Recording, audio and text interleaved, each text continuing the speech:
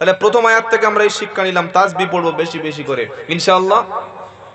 দ্বিতীয় আয়াত আল্লাহ কি বলছেন? ইয়া আইয়ুহাল্লাযীনা আমানু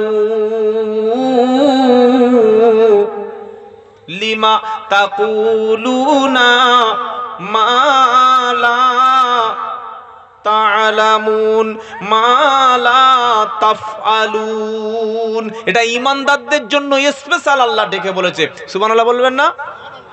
ও বিশ্বাসী ঈমানদারেরা, লিমা তাকুলুনা মা লা তাফআলুন, বিশ্বাসী ঈমানদারেরা তোমরা সেই কথা কেন বলো যেটা নিজেরা আমল করো না। এই স্বভাব, এই অভ্যাস আমাদের আছে না নাই? জোরে বলুন, আছে না? আমরা মানুষকে বললাম নামাজ পড়ো নামাজ পড়ো, আমার মধ্যে নামাজ নাই। মানুষকে বললাম সুদ খেও না, আমি সুদের সঙ্গে জড়িত। মানুষকে বললাম হারাম খেও না, আমি হারামের মধ্যে জড়িত। আমার মতো ব্যক্তির বক্তব্য শুনে কোনো মানুষ পরিবর্তন মনে থাকবে? বিশ্বনবী মুহাম্মদ মুস্তাফা সাল্লাল্লাহু আলাইহি ওয়াসাল্লাম যখন মিরাজের রাতে আল্লাহর সঙ্গে সাক্ষাতের জন্য গেছিল, দেখতে পেলেন একদল ব্যক্তির জিহ্বাটা টেনে ধরে আগুনের কাঁচি দিয়ে তাদের জিভগুলো কেটে দেওয়া হচ্ছে। ওই সময় বিশ্বনবী জিজ্ঞাসা করলেন, ও ভাই জিব্রাইল, এই ব্যক্তি কারা? এদের শাস্তিটা এমন কঠিন লেভেলের কেন? এদের জিহ্বাটা টেনে ধরে রেখেছে আগুন দিয়ে, আগুনের কাঁচি দিয়ে জিভগুলি কেন কাটা হচ্ছে? জিব্রাইল বললেন, নবী, এই ব্যক্তি হলো তারা যারা মানুষদেরকে ভালো ভালো কাজের আদেশ দিত অথচ নিজেরা করত না। সেই ব্যক্তি হলো তারা, এরা উম্মতে মুহাম্মাদি কিংবা একটা উম্মতের মধ্যে মিথ্যাবাদী বক্তা। আমি মানুষকে বললাম, বাবারা প্রত্যেকে সত্য কথা বলবে, আমি নেমেই মিথ্যা কথা বললাম, আমার দ্বারা কি কাজ হবে? কি কাজ আমার দ্বারাই হবে? যেটা আদেশ করবেন সেটা যেন আমাদের মধ্যে থাকে ইনশাআল্লাহ। বলুন, আমি সেটা বলবোই না যেটা আমার মধ্যে নাই। আল্লাহ বলছেন, ঈমানদারেরা তোমরা কেন সেটা বলো যেটা নিজেরা করো না? তুমি নিজে করছো না, লোককে বলছো, তার মানে তুমি তো পাকা মিথ্যা কথা বলছো। আর যারা মুনাফিক তাদের তিনটি নমুনা। এক নম্বর মুনাফিক হলো কথা বলবে মিথ্যা। দু নম্বর মুনাফিক হলো ওয়াদা খেলাপকারী, প্রতিশ্রুতি রক্ষা করে না। তিন নম্বর মুনাফিক হলো সে ব্যক্তি আমানতের খেয়ানতকারী অর্থাৎ বিশ্বাস ভঙ্গকারী। এই তিনটি চরিত্র যার মধ্যে থাকবে, এক নম্বর কথা বলবে মিথ্যা, দু নম্বর প্রতিশ্রুতি পালন করবে না, তিন নম্বর হলো সেই ব্যক্তি বিশ্বস্ত ব্যক্তি না, আমানত তার কাছে যেটা গচ্ছিত ছিল ওটা খেয়ানত করবে, নষ্ট করবে। এই তিনটি চরিত্র যার মধ্যে থাকবে সেই ব্যক্তি হলো মুনাফিক। মুনাফিক মানে মুখে স্বীকার করে অন্তরে স্বীকার করে না। আর মুনাফিকের ঠিকানা, না ভুল বললেন, অত সহজ। মুনাফিকের ঠিকানা জাহান্নামের নিচে। উপরে হলে তো হতো, কোথায়? বললে দলিল কি কিছু আছে? হ্যাঁ আছে, খালি নিয়ে নিন। 4 নম্বর পারা 20 নম্বর পৃষ্ঠা 11 নম্বর লাইন 143 নম্বর আয়াত, 44 নম্বর আয়াত, ইন্নাল মুনাফিকিনা ফিদ্দারকিল আসফালি মিনান নার। আমার আল্লাহ বলছেন নিশ্চয়ই মুনাফিক ব্যক্তি তাদের ঠিকানা হলো আসফালি মিনান নার, জাহান্নামের আগুনের সবচাইতে নিচে। তিনটি স্বভাব পরিবর্তন করতে হবে। এক, কথা মিথ্যা বলা যাবে না। 2 নম্বর হলো প্রতিশ্রুতি ভঙ্গ করা যাবে না। আর 3 নম্বর হলো আমার কাছে আমার পরিবারের, আমার ছেলের, আমার মেয়ের যার যে আমানতটুকু আছে সেই আমানতটুকুই আমি রক্ষা করব। আমানত খেয়ানতকারী মুনাফিক। মনে থাকবে ইনশাআল্লাহ। তাহলে দ্বিতীয় আয়াত থেকে আমরা কি শিক্ষা নিলাম? যেটা আমার মধ্যে আমল নাই ওটা মানুষকে বলা যাবে না। তারপর আল্লাহ কি বলছে শুনুন, কাবুরা মাকতান ইনদাল্লাহি আন তাকুলু মা লা তাফআলুন। আমার আল্লাহ বলছেন, আল্লাহ তাআলা ওই কাজটা সবচাইতে অপছন্দ করে, ওই কাজটা সবচাইতে আল্লাহর কাছে অসন্তোষজনক। কোন কাজটা? যেটা তোমরা বলো অথচ নিজেই আমল করো না। সেজন্য বক্তাদের হিসাব, ভাইরা একটু সামনের দিকে যদি সম্ভব হয়, আর পিছনে দেখতে হবে না, একটু সামনের দিকে আগে আসুন। প্রচুর আল্লাহর গোলামেরা এসছে বান্দা কোরআন শুনবে বলে। আরো অনেক ভারী ভারী কথা, হেদায়েতের কথা সামনে সূরার মধ্যে আছে, বাকি কথাগুলো শেয়ার করব। একটু আগে আসেন আর জিকির করেন লা ইলাহা ইল্লাল্লাহ সুবহানাল্লাহ আলহামদুলিল্লাহ লা ইলাহা ইল্লাল্লাহু মুহাম্মাদুর। আমার বাম দিকে প্রচুর জায়গা আমি দেখতে পাচ্ছি, মাঝখানে মানে টাক পড়ে গেছে, চুল টুল যেরকম লোকের উঠে যায় ফাঁকা পড়ে আছে, তো জায়গাগুলো একটু ভরিয়ে দিন। আসেন, আর লা ইলাহা ইল্লাল্লাহ। এটা কোরআনের আলোচনা, বারবারই বলবেন সরে আসুন, আমার ডিস্টার্ব হয়ে যাবে, কারণ আমি তো গল্প বা কোনো কাহিনী শোনাচ্ছি, আমাকে ভেবে গবেষণা করে কথা বলতে হচ্ছে। এই জায়গাগুলো আপনারা আগে আসবেন না ভাইরা, এই জোয়ান ছেলেগুলো এসো সামনে এসো। লা ইলাহা ইল্লাল্লাহু মুহাম্মাদুর সাল্লাল্লাহু। তিনটা আয়াত আপনাদের সামনে আমরা তেলাওয়াত করলাম, আমরা পরিবেশন করলাম। প্রথমে তাসবির কথা শিখলাম, দ্বিতীয় শিখলাম ওয়াদা খেলাপ করা যাবে না, মিথ্যা কথা বলা যাবে না, আর কি যেটা করব না সেটা মানুষকে বলবো না, সাফ কথা মনে থাকবে ইনশাআল্লাহ। মানুষকে বড় বড় নসিহত করছি, বড় বড় উপদেশ দিচ্ছি, নিজের মধ্যে আমল নাই, কি লাভ আছে? কোনো লাভ সেটা জাতির জন্য হবে না। চলুন তার পরের আয়াতে আল্লাহ কি বলছেন, ইন্নাল্লাহা ইউহিব্বুল্লাযীনা ইউকাতিলুনা ফী সাবিলিহি সাফফান কাআন্নাহুম বুনয়ানুম মারসুস। যে সূরা থেকে আলোচনা করছি সূরাটির নাম হলো সূরা সফ। কি বললাম? মানে সারিবদ্ধভাবে, দলবদ্ধভাবে যারা দাঁড়িয়ে থাকে পরস্পর, তাদের নাম হলো সফ। আয়াতটা নাজিলের কারণ কি? আল্লাহর নবীকে প্রশ্ন করা হয়েছিল, হে বিশ্ব নবী আপনি বলুন আল্লাহর কাছে সবচাইতে পছন্দের আমল কোনটা? আল্লাহর নবীর জবাব দেওয়ার আগে জিব্রাইল এসে শুনিয়ে দিয়েছিল, বান্দা যখন সারিবদ্ধভাবে, কাতারবদ্ধভাবে লাইন দিয়ে দাঁড়িয়ে আল্লাহর জন্য, সত্যের পক্ষে, দিনের জন্য সংগ্রাম করে, এই কাজটি হলো আল্লাহর কাছে সবচাইতে পছন্দ। আগে আল্লাহ এই আগের দুটি আয়াতে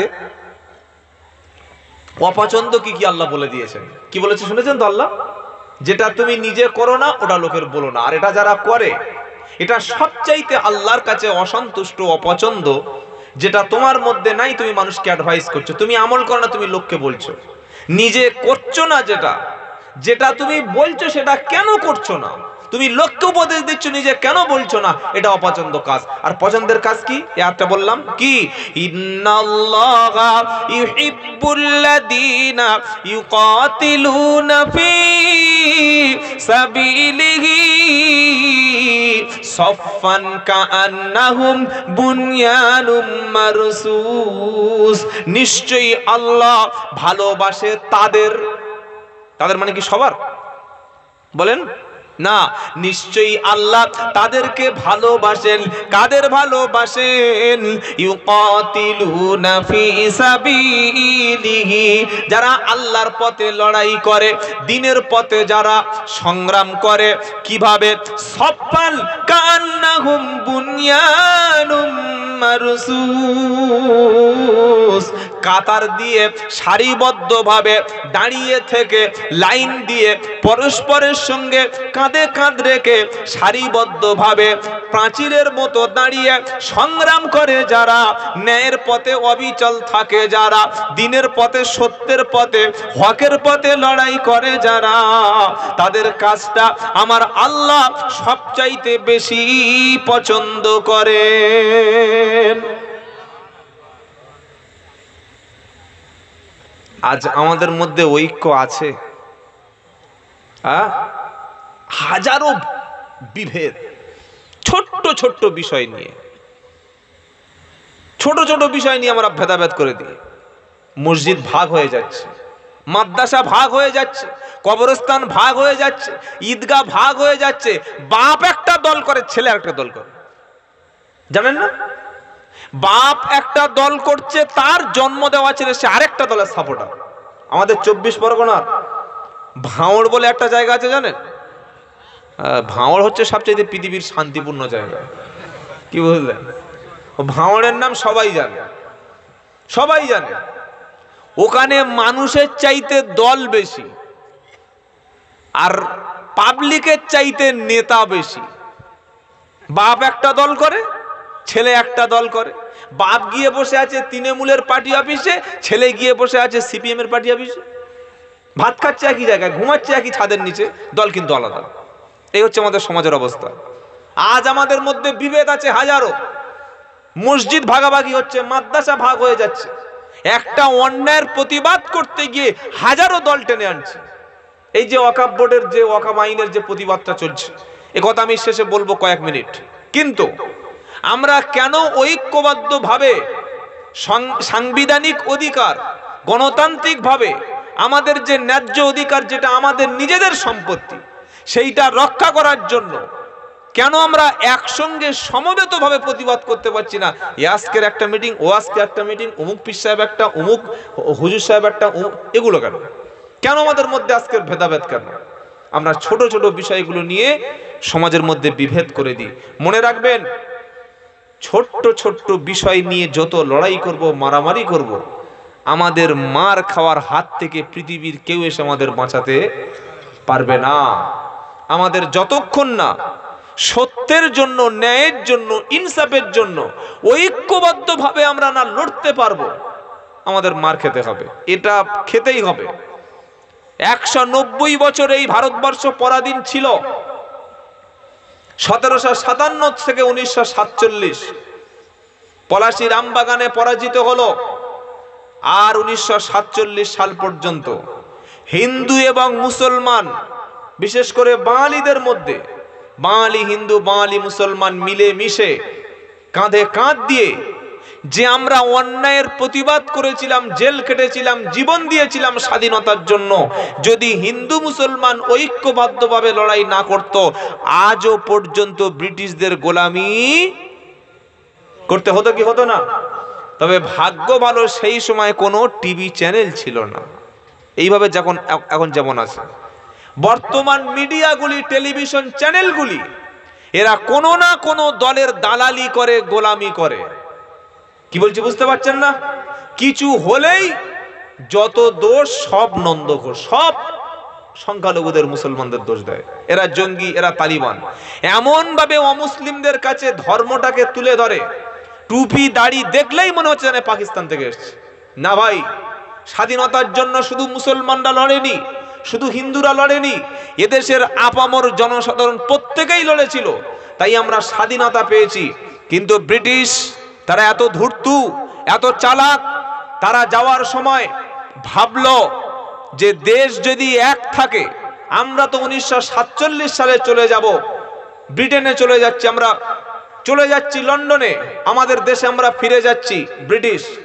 কিন্তু তারা দেখলো যে যদি পুরো দেশটা একটাই দেশ থাকে, তখন ভারত, পাকিস্তান, পূর্ব এবং পশ্চিম মানে বাংলাদেশ আর পাকিস্তান আর ভারত একই ছিল, এক জায়গায় ছিল, একটাই দেশ ছিল।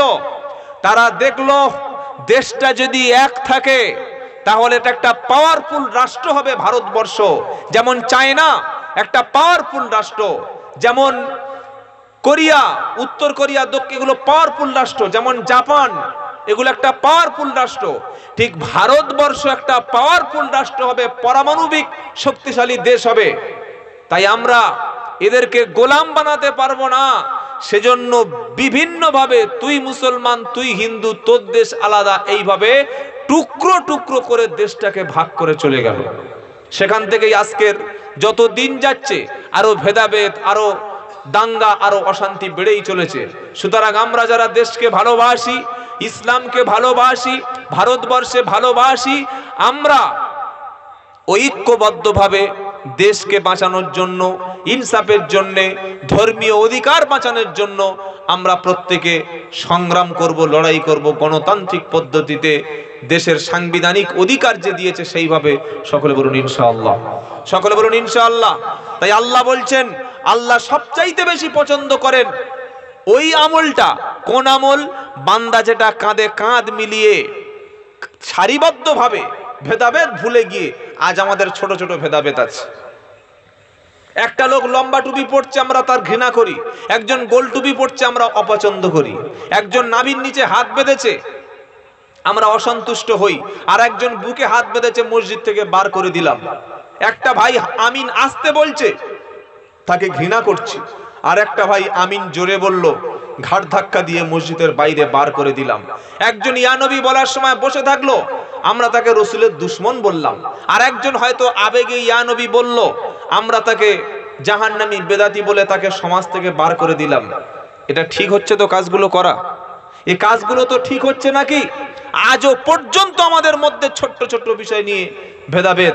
তাই আমি আব্দুল্লাহ জুবায়ের পরিষ্কার বলছি, ছোট্ট ছোট্ট বিষয়গুলো ভেদাভেদ ছেড়ে দিয়ে আমার মুসলিম মহল্লার মধ্যে যারা বেনামাজি, যারা সুদখোর, যারা কোরআন জানে না, যারা অশিক্ষিত, অশিক্ষিত ছেলে আর অশিক্ষিত মেয়ে মানে এটা সমাজের শত্রু, এটা জাতির শত্রু, এটা দেশের শত্রু, এটা সোসাইটির শত্রু। একজন অশিক্ষিত মানুষ মানে দেশের জন্য, সমাজের জন্য, ধর্মের জন্য, জাতির জন্য, আমার মহল্লার জন্য হুমকি। তার মতো আর বাজে, তার মতো আর শত্রু হতে পারে না। এই অশিক্ষার অন্ধকারকে দূর করে কিভাবে আমরা প্রত্যেকটা বাড়ির ছেলে মেয়েদের মধ্যে শিক্ষা আনবো, সচেতনতা আনবো। প্রত্যেকটা মুসলিম ছেলে উচ্চ শিক্ষায় শিক্ষিত হবে, প্রত্যেকটা মুসলিম ছেলে কোরআন পড়তে পারবে, প্রত্যেকটা মুসলিম মেয়ে কোরআন হাদিস বুঝতে পারবে, 5 ওয়াক্ত নামাজ পড়বে, হালাল খাদ্য খাবে, সত্য কথা চলবে, রসুলের সুন্নাহর উপরে চলবে। এর জন্য প্রত্যেক অভিভাবক, প্রত্যেক মসজিদ কমিটি এবং দায়িত্বশীল ব্যক্তি যারা, এ নিয়ে আমাদের ভাবতে হবে না, হবে না? এই 2 ঘন্টা আমি আব্দুল্লাহ জুবায়ের বক্তব্য করে চলে গেলে কাল সকালে পুরো সমাজ পাল্টে যাবে?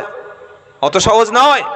বক্তব্য করলে যদি সমাজ পরিবর্তন হয়ে যায়, শুধুমাত্র ওয়াজে যদি সমাজ পরিবর্তন হয়ে যেত, মানুষ ভালো হয়ে যেত, তাহলে এই মাইক যারা চালায় আর প্যান্ডেলওয়ালা যারা, এরা আগে সোজা হয়ে যেত। কি বলছি বুঝতে পারছেন না? এরাই তো সারাক্ষণ বক্তব্য শুনে বসে বসে।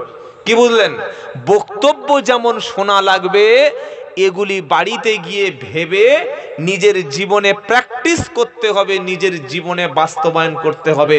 সকলে করব একবার উচ্চ স্বরে বলুন ইনশাআল্লাহ। নারায়ে তাকবীর। একটা সন্তান যেন মূর্খ না থাকে। স্কুলে পাঠান, কলেজে পাঠান, ইউনিভার্সিটিতে পাঠান, ভালো স্কুল, ভালো মিশন, ভালো জায়গায় পাঠান। এখন শিক্ষার ব্যবস্থা কি 12টা বেজে গেছে জানেন? 26,000 যে ছাত্র, 2016 সালে যে শিক্ষকের প্যানেলটা বাতিল হয়ে গেল, সবাই কি অযোগ্য? সবাই অযোগ্য। এর জন্য দায়ী তো পুরো শিক্ষার সিস্টেমটা, এডুকেশন সিস্টেম দায়ী। কোর্ট যেমন দায়ী, সরকার যেমন দায়ী, এডুকেশন সিস্টেমটাই দায়ী। আজকের দেখুন অধিকাংশ হাই স্কুলগুলোতে, স্কুলে গিয়ে দেখবেন ক্লাস হচ্ছে না।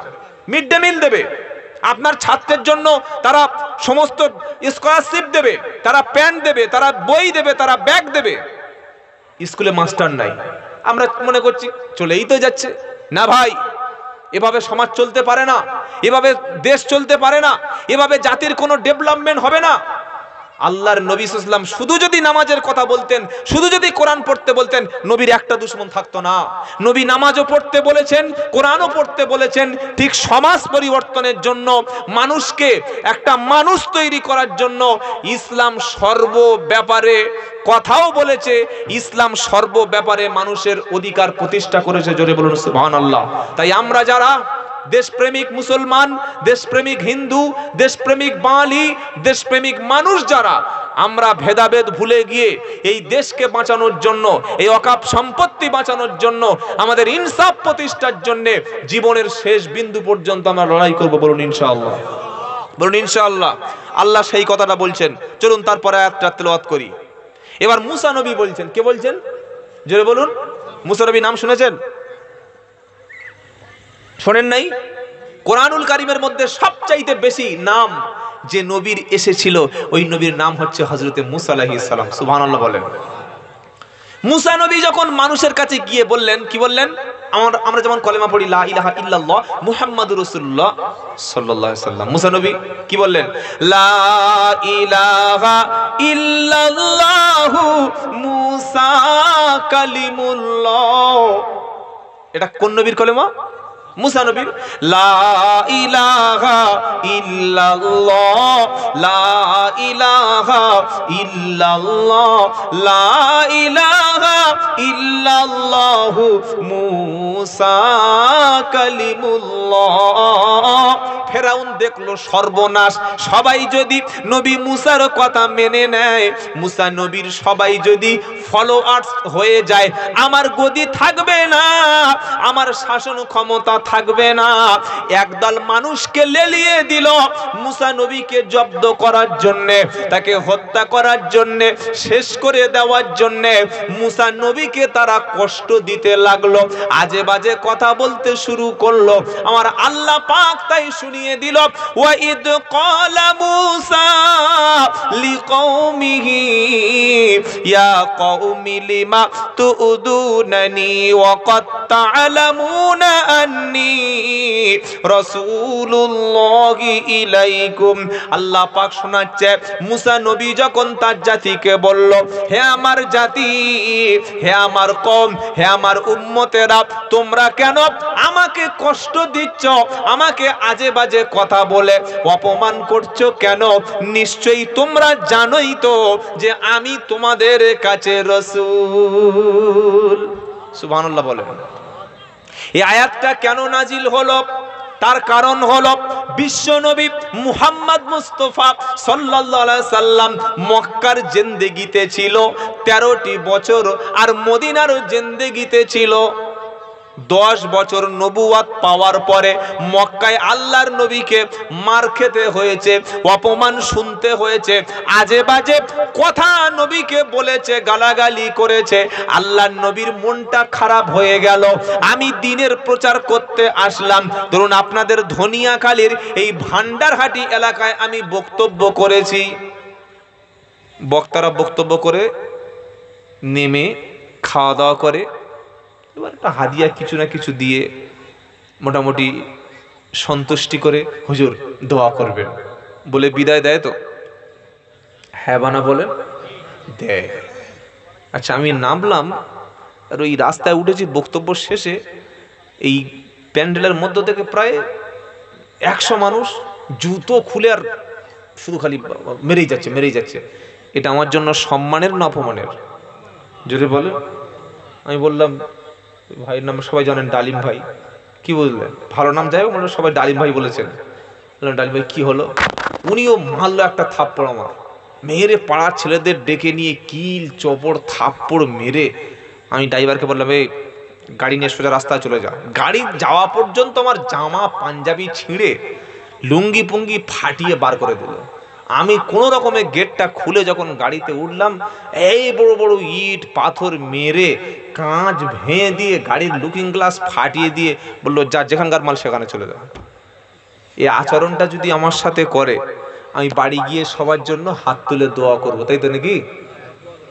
হ্যাঁ, ঠিক এই আচরণটা বিশ্ব নবীর সাথে 13 বছর হয়েছে। কত বছর? ইয়াস 13 বছর মক্কায় যেখানে গেছে এই পাগল যাচ্ছে পাগল যাচ্ছে পাগল যাচ্ছে। আচ্ছা একটা মানুষকে যদি, মহামানুষকে যদি কেউ পাগল বলে কতটা বাজে লাগে। এই দেখো গণক যাচ্ছে, গণৎকার যাচ্ছে, কবি যাচ্ছে, এই দেখো সেই মোহাম্মদ আব্দুল্লাহ ছেলে যাচ্ছে, আজে বাজে কথা বলছে। শুধু তাই না, নবীকে মারলো, দন্দন মোবারক শহীদ হলো, রক্ত পড়লো, খাওয়া দিল না, সমাজ বয়কট করলো। ওর দোকান থেকে মোহাম্মদ সাল্লাম যদি খাবার নেয় ওই দোকানে কেউ যাবে না। দোকানদার বললো মোহাম্মদ সাল্লাল্লাহু আমরা আপনার মাল বিক্রি করতে পারবো না, একটা কাস্টমারের জন্য আমি ব্যবসা বন্ধ করতে পারবো না।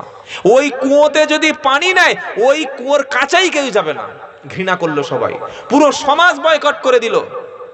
আল্লাহ বললেন নবী, মক্কার মানুষ আপনাকে কষ্ট দিচ্ছে না, আপনি তো ভুল পথে নাই, আপনি সঠিক পথে আছেন, আপনি তো ইহদিনাস সিরাতাল মুস্তাকিম রাস্তার উপরে আছেন, আপনি তো মানুষদেরকে জাহান্নাম থেকে জান্নাতের দিকে আনছেন, আপনি তো মানুষদেরকে আল্লাহ চিনিয়ে দিচ্ছেন, আপনি তো মানুষদেরকে এক আল্লাহ চিনিয়ে দিচ্ছেন।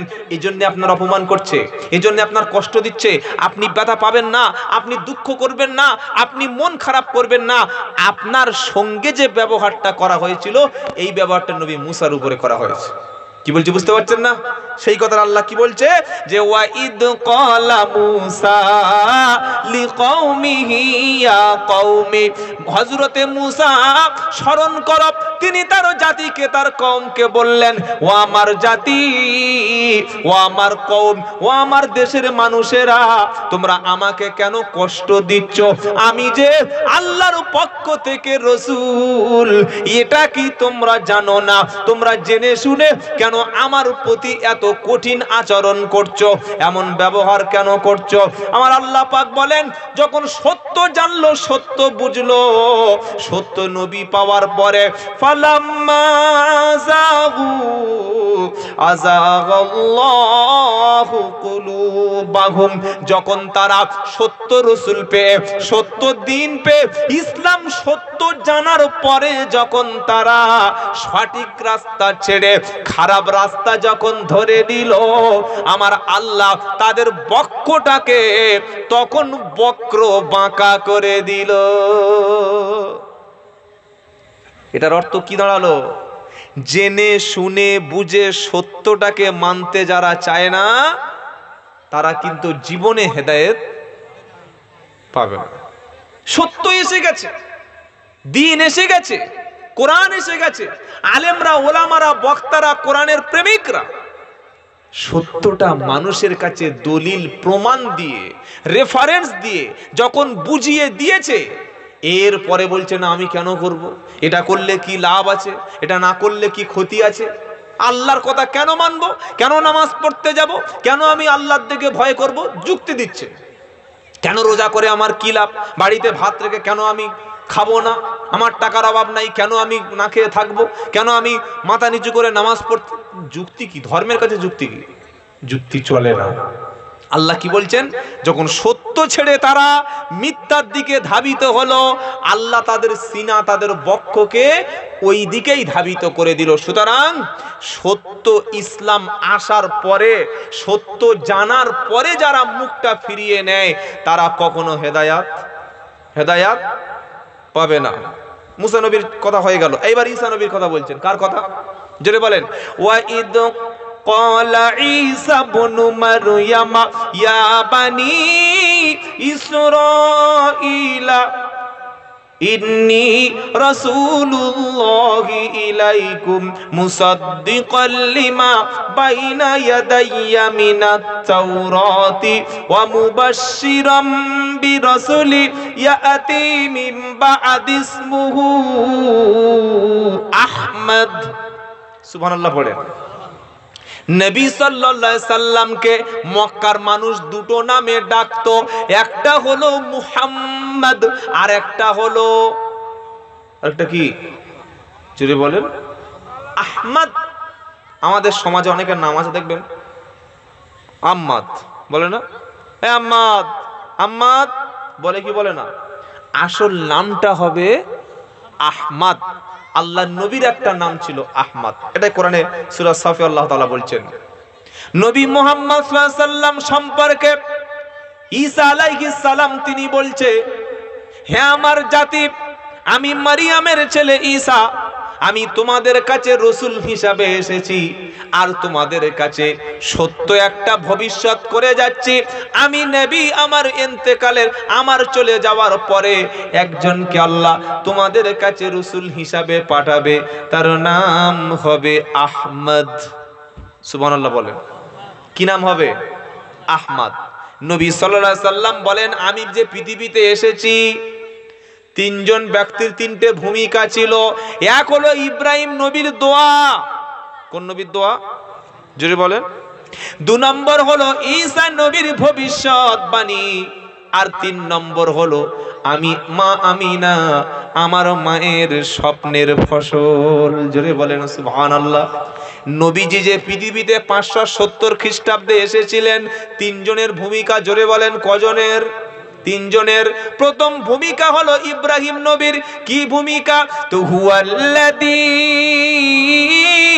বাসা ফিল উম্মিয়িনা রব্বানা ওয়াবআসু ফীহিম রাসূলাম মিনহুম ইয়াতলু আলাইহিম আয়াতিনা ওয়া ইউযাক্কিহিম ওয়া ইউআল্লিমুহুমুল কিতাবা ওয়াল হিকমা। সুবহানাল্লাহ বলেন। ইন্নাকা আনতাল আজিজুল হাকিম। প্রথম নম্বর পারা, 19 নম্বর পৃষ্ঠা, 5 নম্বর লাইনের 129 নম্বর আয়াত, সূরা বাকারা। আল্লাহ পাক শোনাচ্ছে, নবী ইব্রাহিম আলাইহিস সালাম নবীর জন্য দোয়া করেছিলেন। কি দোয়া? রব্বানা ওয়াবআসু ফীহিম রাসূলাম মিনহুম ইয়াতলু আলাইহিম আয়াতিনা। রব্বুল আলামিন আল্লাহ, আমার সন্তানদের মধ্য থেকে, আমার পরে আমার সন্তানদের জন্য, তাদের মধ্য থেকে একজনকে আপনি নবী রাসূল হিসাবে পাঠিয়ে দেবেন। জোরে বলুন সুবহানাল্লাহ। এটা ইব্রাহিম নবীর দোয়া ছিল আমার নবীর জন্য। 2 নম্বর হলো ঈসা নবীর ভবিষ্যৎবাণী। কোন নবী? জোরে বলেন। সেই কথাটা আল্লাহ বলছে, ইয়াতি মিন বাদিসমুহু আহমদ। আমি নবী ঈসা ওয়া মুবাশশিরাম বিরাসূলি ইয়াতি মিন বাদিসমু আহমদ। আমি ঈসা নবী ভবিষ্যৎবাণী করে যাচ্ছি, সুসংবাদ দিয়ে যাচ্ছি, আমার পরে আল্লাহ একজনকে তোমাদের কাছে নবী করে পাঠাবে, যার নাম হবে আহমদ। সুবহানাল্লাহ বলেন। এই আহমদ নামটা রেখেছিলেন নবীর কে জানেন? আমিনা। আর মুহাম্মদ নাম রেখেছিলেন কে? দাদু আব্দুল মুত্তালিব। আব্দুল মুত্তালিব নবীর দাদু, নাম রাখলো মুহাম্মদ। আর নবীর মা আমিনা নাম রাখলো আহমদ। মুহাম্মদ কোরআনে আছে, আহমদ বললে হুজুর মুহাম্মদ কোরআনে আছে কোথায় কোথায় বলো? তো কোরআন শোনাচ্ছে, মুহাম্মাদুর রাসূলুল্লাহ ওয়াল্লাযীনা মাআহু আশিদ্দাউ আলাল কুফারি রুহামাউ বাইনাহুম। 26 নম্বর পারা, 13 নম্বর পৃষ্ঠা, 1 নম্বর লাইনের 29 নম্বর আয়াত, সূরা ফাতা। এখানে মুহাম্মদ শব্দ আছে। চলুন 4 নম্বর পারা, 14 নম্বর পৃষ্ঠা, 6 নম্বর লাইনের 144 নম্বর আয়াত, ওখানে মুহাম্মদ শব্দ আছে। কি আছে? ওয়ামা মুহাম্মাদুন ইল্লা রাসূল কদ খালাত মিন ক্বাবলিহির রুসুল। সুবহানাল্লাহ বলবেন না? আবার 22 পারা চলুন, ওখানে মুহাম্মদ শব্দ আছে। আল্লাহ পাক শোনাচ্ছে, মা কানা মুহাম্মাদুন আবা আহাদিম মির রিজালিকুম ওয়ালাকিন রাসূলুল্লাহি ওয়া খাতামান নবী। জোরে বলুন সুবহানাল্লাহ। আর একটা আছে মুহাম্মদ, ও আমিনু বিমা নুজিলা আলা মুহাম্মাদি ওয়া হুয়াল হাক্কু মির রাব্বিহিম। এই 4 জায়গায় আছে মুহাম্মদ শব্দ নবীর নাম, আর 1 জায়গায় আছে আহমদ শব্দ। এটা 28 নম্বর পারা, 11 নম্বর পৃষ্ঠা, 4 নম্বর লাইনে, 6 নম্বর আয়াত, সূরা সফ। এখানে আল্লাহ বলছে আহমদ। তাহলে কোরআন থেকে নবীর কটা নাম পেলাম? 2টি। একটি হলো মুহাম্মদ, আর একটি হলো আহমদ। মুহাম্মদ মানে কি আর আহমদ মানে কি জানা আছে? আমরা তো অনেকে ছেলের নাম রাখি, নাম মানে জানি না। এই তো ছেলের নাম কি বলে বল্টু, আরটার নাম কি বলছে রকি। এই পরশুদিন আমার নন্দীগ্রামে প্রোগ্রাম ছিল, 2 দিন আগে। এই মাদ্রাসার মসজিদের প্রোগ্রাম বললে হুজুর একটু লোকের কাছে শেষে 5 মিনিট বলুন যে যদি কেউ কিছু দেয়। আলহামদুলিল্লাহ আপনাদের হুগলি, এটা আমি আপনাদের মানে সামনাসামনি বলছি তা না, সব জায়গায় বলি, হুগলির পরিবেশটা অন্যান্য জেলার চাইতে আলাদা। আপনি 24 পরগনায় যারা যান বা গিয়েছেন বা যদি যান গিয়ে দেখবেন এই জালসা বা এরকম কোরআনের মজলিসের লোক নাই, ওই 20 জন 30 জন বসে আছে, আর এরকম পুরো মাঠ ব্যাপী মেলা বসবে, নাগরদোলা আছে, মানে যত যেগুলি আমাদের অন্যান্য ধর্মের যে মেলাগুলো হয়, ফাংশনের অনুষ্ঠানে হয়, যা কিছু আসে সবগুলো জলসার মধ্যে। ছি ছি ছি ছি ছি, তার থেকে আপনাদের হুগলি জেলা আলহামদুলিল্লাহ পবিত্র, আলহামদুলিল্লাহ বলে। 3 নম্বর হলো অন্য জেলার মানুষ, আমরা তো সব জেলায় যাই, আল্লাহ আমাকে আসাম, উড়িষ্যা, ত্রিপুরা, বিহার অনেক জায়গায় নিয়ে গেছে, আর প্রত্যেকটা জেলায় আল্লাহ নিয়ে যায়, কিন্তু হুগলি জেলার মানুষের মতো, হাওড়া জেলা এবং মেদিনীপুরের মানুষের মতো মেহমানদারি, মানুষের সাথে ভালো ব্যবহার অন্য কোনো জেলার মানুষের কাছে পাইনি। এই কালকের আমার প্রোগ্রাম ছিল বাঁকুড়া জেলার সেই একদম শেষ প্রান্তে মুকুটমণিপুরের কাছে। তো আমার এই ভাই বললেন, হুজুর আপনি অত রাত্রে বাড়ি যাবেন, ফের আবার পরের দিন উল্টে আসবেন 24 পরগনা থেকে, তো আমার এখানে থেকে যান। তো বৃষ্টির কারণে প্রোগ্রাম বাতিল হয়ে গেল, বাড়ি চলে গেলাম। এই যে মেহমানদারি, মানুষের প্রতি ভালোবাসা, এটা আপনাদের হুগলি জেলার মানুষের মধ্যে আছে, আলহামদুলিল্লাহ বলেন, বলেন আলহামদুলিল্লাহ।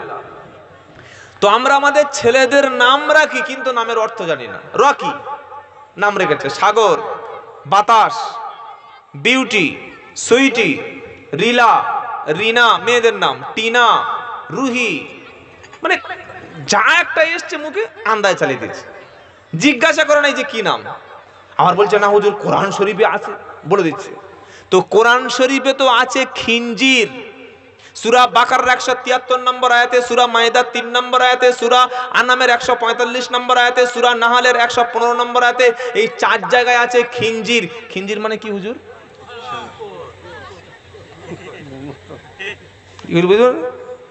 কোরআন শরীফের প্রথমে সূরা তো আছে বাকারা, মানে গাভী, তো মেয়ের নাম রেখো না গাভী, গরু রেখো কি গো। কোরআন শরীফ আছে আনকাবুত, মানে মাকড়সা, আপনি মাকড়সার নাম দিয়ে রেখে দেবেন। কোরআন শরীফ আছে হিমারুন, মানে গাধা, আপনি আপনার ছেলের নাম রেখেছেন হিমারুন, ও হিমারুন। মিয়া সাহেব দাওয়াত করেছে, হুজুরে বলে হুজুর আজকে আমার বাড়ি খাবেন, এই হিমারুন পানি আনো। হুজুর বলছে শালা গাধা আমার বাড়িতে কবে মানুষ হলো, কি বললেন? তো নাম যা পেয়েছে রেখে দিলে হবে? নামের একটা সুন্দর অর্থ দেখে তবে নাম রাখতে হবে।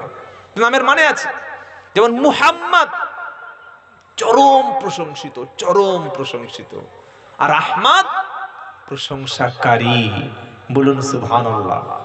নাম যেমন হয়, সন্তানের ব্যবহার বা তার কাজের নামের একটা এফেক্ট আছে। এজন্য আপনার সন্তান হলে আপনি বাপ বা আপনি দাদু অবশ্যই সাহাবাওয়ালা হাক্কানি আলেমদের একটা সুন্দর নাম চয়েস করবেন ইনশাআল্লাহ। বলেন নবী ঈসা আলাইহিস সালাম তিনি ভবিষ্যৎবাণী করে দিলেন যে আমার পরে একজন নবী হিসেবে আসবেন, কি নাম হবে? আহমদ। আল্লাহর নবী পৃথিবীতে আসার 3 জন ভূমিকা, 1 ইব্রাহিম নবীর দোয়া, 2 ঈসা নবীর ভবিষ্যৎবাণী, আর 3 মা আমিনার স্বপ্ন। তিনি স্বপ্ন দেখেছিলেন একদম মক্কার ছোট্ট কুঁড়ে ঘরে আকাশ থেকে সুন্দর যেন একটা লাইট, বিশাল বড় একটা আলো, বিশাল বড় যেন একটা নূর পৃথিবীতে আমার ঘরের মধ্যে আসলো, আর ওই নূর আসার পরে আমার ছোট্ট কুঁড়ে ঘরটা যেন আলোয় আলোকিত হয়ে গেল। এই স্বপ্নটা সেদিন বাস্তবায়িত হয়েছিল যেদিন বিশ্ব নবী ধরার বুকে নেমে এসেছে রবিউল আউয়াল মাসে। অনেকে 9 বলেছেন, অনেকে 12 বলেছেন। 570 খ্রিস্টাব্দের সোমবার সাহারি একদম সুবহ সাদিকের সময় বিশ্ব নবী যখন মায়ের গর্ভ থেকে দুনিয়ায় আসে, আম্মাজান আমিনা বলছেন সেদিন আমার বাড়িতে কোনো আলো ছিল না, কোনো লাইট ছিল না, কোনো প্রদীপ ছিল না, কিন্তু বিশ্ব নবীকে আল্লাহ এমন মুজিজা দিয়েছিলেন, তার এমন সুন্দর জ্যোতি ছিল, গোটা ঘরটা সেদিন আলোয় আলোকিত হয়ে আমি আমিনা আমার স্বপ্ন সেদিন বাস্তবায়িত হয়েছিল। জোরে বলো সুবহানাল্লাহ।